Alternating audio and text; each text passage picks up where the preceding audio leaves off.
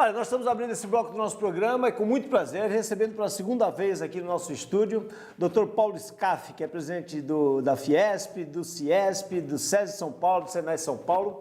Dr. Paulo Scaff que veio aqui participar, né, do Congresso Estadual de Municípios, que acontece pela 62ª vez, desta feita aqui na nossa cidade, no Mendes Convention Center. E, claro, recebeu o nosso convite. Eu fico muito agradecido por ter aceito. Obrigado, Dr. Paulo. Eu que agradeço, Pedro, mais uma vez poder estar aqui no seu programa e a gente bater um papo aqui. O Dr. Paulo Scaff, sempre que ele vem ao programa, ele vem e traz boas notícias, né? A gente esteve da última vez conversando, se não me engano foi em outubro, ele veio para fazer ali a inauguração de mais um espaço, aliás, a ampliação do espaço esportivo do SESI Cubatão, e desta feita vem para assinar um convênio, não é? Com a Prefeitura Municipal de Santos, né? O município Nós de Santos. vamos assinar um PAF. O PAF é o Programa Atleta do Futuro. A gente faz isso em vários cantos do estado e em algumas regiões que não tem escola do SESI, a gente usa a infraestrutura da cidade. Sim. Muitas vezes tem lá a cidade um bom campo de futebol, uma pista de atletismo, uma quadra poliesportiva. Então, depende da estrutura que tiver, a gente leva a metodologia do SESI, uniformiza as crianças, enfim. E a molecada de 6 a 14 anos, nós praticamos, vamos dizer, damos essa prática de até 26 modalidades. Então, dependendo da infraestrutura e da disposição e da vontade de cada cidade, né? Tem cidade que tem cultura para o basquete, tem outra que gosta da natação. É curioso enfim. isso, né? Ainda hoje nós vamos estar assinando lá no Senai. A assinatura é um convênio do SESI, mas será no Senai. No Senai. Vamos estar assinando para 235 crianças em atletismo e handebol. Então, são duas modalidades. Aqui na Baixada Santista e no Vale do Ribeira são mais ou menos 3 mil crianças que praticam esporte com a nossa metodologia, com a nosso uniforme, enfim. É tirar a molecada da rua, né? Em vez de ficar na rua fazendo coisa errada, vai praticar esporte que educa, que é saúde. Aliás, quando a gente inaugura uma nova escola do SESI, inauguramos 120 no estado de São Paulo, mega escolas e todas de última geração, moderníssimas e tal, a gente costuma dizer, aqui nasce mais uma fábrica de bons brasileiros. Então, e é realmente uma escola boa, que as crianças aprendam, que pratiquem esporte, que se alimentem bem, enfim, que tenham todo tipo de atividade e que faz bem a sua formação, é uma fábrica de bons brasileiros mesmo. Olha, eu comentei a respeito da palestra, né, que o Dr. Paulo Scaff ministrou hoje lá no Mendes Convention Center. Eu tenho imagens, estou colocando no ar, e durante a palestra, eu estive lá presente, né, durante a palestra me chamou a atenção, né, já é público que o Dr. Paulo é pré-candidato ao governo do estado de São Paulo, né, na última eleição ele teve mais de 4 milhões de votos, né, ficou em segundo lugar. Quase 5. Quase 5 milhões, né? E aí o Dr. Paulo me chamou a atenção, entre tantas coisas que ele falou, uma delas dizendo o seguinte, olha, eu não me nomeio como gestor, me nomeio como político mesmo, porque se eu sou candidato a alguma coisa, eu sou político, né? E o que a gente tem observado é uma tendência de muitos candidatos ou até ocupantes de cargo público fugirem dessa coisa, né? Tentarem se ausentar, ficar à margem dessa coisa do político, porque a imagem do político efetivamente está muito desgastada no Brasil, né? Achei corajosa a sua postura. E por que essa atitude, doutor Paulo? Você sabe que o que as pessoas estão cansadas é de falsidade, de falta de transparência, de falta de seriedade.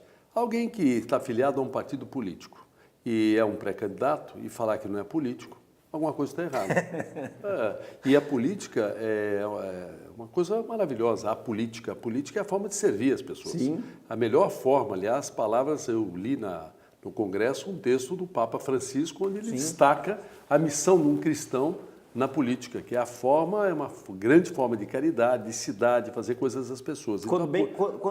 A política é maravilhosa. Ela é praticada por políticos. Agora, políticos, se tem um político ladrão, ele não é político, ele é um ladrão. Se tem um advogado ladrão, não é um advogado, não é por causa disso que a classe de advogado não presta. E depois não temos alternativa. Quer dizer, uma democracia pressupõe política e política são praticadas por políticos. Cabe à população e todos nós, esse ano, por exemplo, que temos eleições gerais, prestarmos atenção e escolhemos bem na hora de votar para os deputados estaduais, federais, governador, presidente da República, para depois não ficar 4 anos reclamando.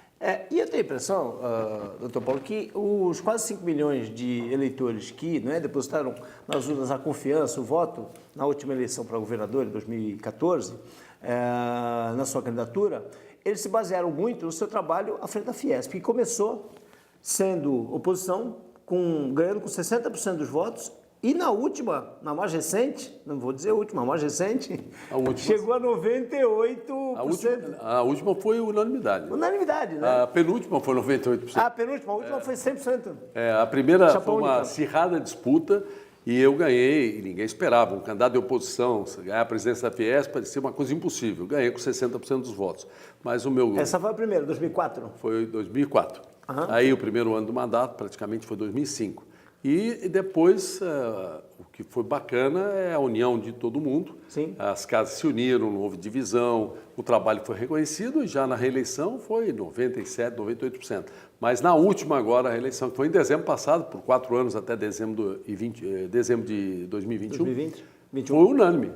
É um reconhecimento a um trabalho sério e com resultados concretos. E esses 14 anos à frente da Fiesp, vamos falar só de Fiesp, né? Eles seguramente lhe credenciaram porque as suas andanças pelo estado de São Paulo, conhecendo, né, os mais de 600 municípios aí, que praticamente todos eles têm presença do SESI, do SENAI, do CIESP, da Fiesp, efetivamente. Sou presidente do SEBRAE também. Presidente do SEBRAE, do Instituto Roberto Simonsen, né? Também. Eles lhe credenciaram demais para conhecer esse estado que é o estado, né, que promove, né, a economia do Brasil, o estado que tem a maior e mais potente economia do Brasil. Qual a tua expectativa para essa eleição agora de outubro? Mas além de viajar o estado e conhecer os problemas, conhecer as regiões e tal, também foi feito um trabalho real revolucionário na educação. Nós inauguramos mais que 120 mega escolas do SESI, de tudo o mais moderno possível, dezenas de escolas do SENAI, verdadeiros centros de excelência. Investimos forte também, mais que 100 quadras poliesportivas, para ser exato, foram 118 quadras poliesportivas cobertas, 50 campos de futebol, aquecemos 50 piscinas, fizemos um trabalho forte na cultura baquiana, SESI São Paulo, regida pelo João Carlos Martins, é uma orquestra nossa, do SESI. Nada disso existia. Apoiamos o esporte de rendimento em 18 modalidades, temos campeões aí em várias áreas, no vôlei, no basquete, na natação, enfim. E, aliás, se você permitir, temos aqui uma campeã aí, da luta olímpica. Vamos chamar a Eliseu para bater um papo com a gente aqui. Que treina aqui em Cubatão. Aliás, olha, os próximos 2 assuntos que eu ia abordar, né, doutor Paulo, é exatamente, né, a nossa campeã, também quero um beijo, Aline, vem aqui. A nossa campeã, os próximos assuntos que eu ia abordar eram exatamente esses. A nossa campeã Aline Silva, né, campeã de luta olímpica, 2014 foi campeã mundial e no último Pan-Americano, prata, né? O último Pan-Americano, eu fui vice-campeã mundial. Vice-campeã mundial, desculpe, em 2014. O último Pan-Americano prata é uma aluna do SESI, né? Que faz parte uma atleta do SESI que faz parte desse PAF, né? O Projeto Atleta do Futuro. E ela veio trazendo o sapo. E aí, por que o sapo? A Fiesp se notabilizou aí, né, na última campanha pelo impeachment e contra a crise, né, que assola o nosso país. Pelo pato, não vou mais pagar o pato, era o mote da campanha, né? Agora não vamos mais engolir sapo, né? Você sabe que Chega de engolir sapo, aliás.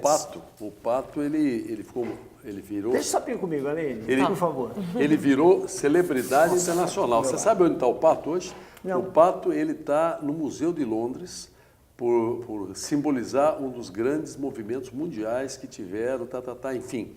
Então ele virou celebridade internacional. Já era aqui em São Paulo, depois no Brasil e hoje é uma celebridade internacional. Deixa eu só fazer um adendo para a gente lembrar. O Dr. Paulo Scaff foi um dos precursores, um dos grandes comandantes, né, da campanha pela extinção da CPMF, né? Campanha nacional. Só no Brasil que tem esse tipo de coisa, né? Porque a CPMF era a contribuição provisória de movimentação financeira e ela ficou, se deixasse, ficava de eterno, né? Provisória eterna.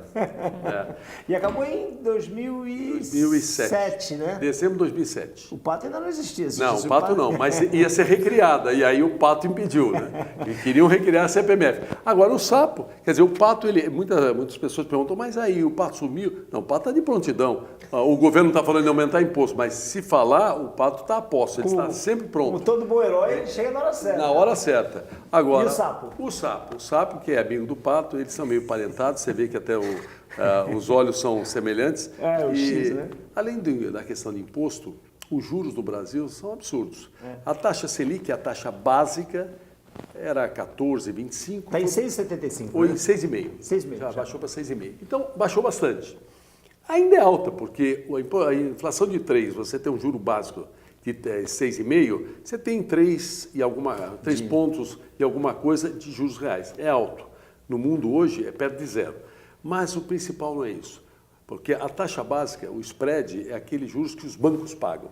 É os juros que eles pagam. Agora, aí eles põem em cima desse custo o spread bancário. O que é? É o adicional que eles põem para emprestar para todos nós. Para as pessoas físicas, jurídicas e tal. Isso chamado spread bancário. Esse spread é o maior do mundo. Então nós fizemos até uma conta, viu, Pedro? Que alguém há 10 anos que tivesse colocado R$100 na caderneta de poupança, teria hoje R$198, um pouquinho menos de 200, quase dobrava o dinheiro. Em 10 anos. Em 10 anos. E alguém que tivesse usado ou cartão de crédito ou cheque especial R$100 há 10 anos, está devendo hoje R$4.394.000. É um absurdo total, né?